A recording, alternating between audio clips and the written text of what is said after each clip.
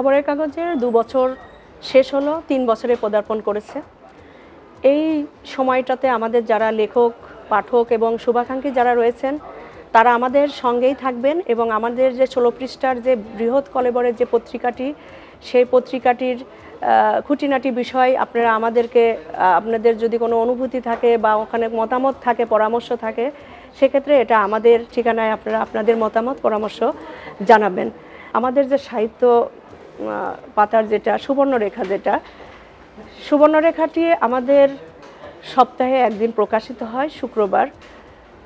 এখানে কবি, সাহিত্যিক যারা, লেখক যারা রয়েছেন তারা সবাই খুব প্রশংসা করেন। এটা আসলে আমাদের খুবই ভালো লাগে। শ্রদ্ধেয় সম্পাদক মুস্তফা কামাল ভাইয়ের নেতৃত্বে এখানে যে 16টা পৃষ্ঠার যে সবাই যারা প্রতিনিধিত্ব করে, যারা যে সকল আমার সহকর্মী রয়েছেন তারা সবাই খুবই দক্ষ এবং কৌশলী, যে কারণে খবরের কাগজ খুব সুন্দরভাবে আমাদের সামনে প্রতিদিন সকালবেলা আমরা উপস্থাপন করতে পারি সবার সামনে।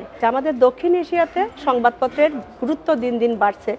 যদিও পাশ্চাত্য সভ্যতায় এখন বর্তমান সময়ে ডিজিটাল যুগে এসে আমাদের সংবাদপত্রের গুরুত্বটা অনেকে বলছে হারিয়ে গেছে, কিন্তু দক্ষিণ এশিয়াতে এটা বাড়ছে, এটা পরিসংখ্যান বলছে। আমাদের খবরের কাগজের যে সমস্ত পাতাগুলো আছে আপনারা একটু চোখ মিলান, দৃষ্টি দিন, সেখানে আমাদের যারা সাংবাদিক আছেন, ভাইয়েরা আছেন, বোনেরা আছেন, সবাই খুব নিরলসভাবে কাজ করে চলেছেন।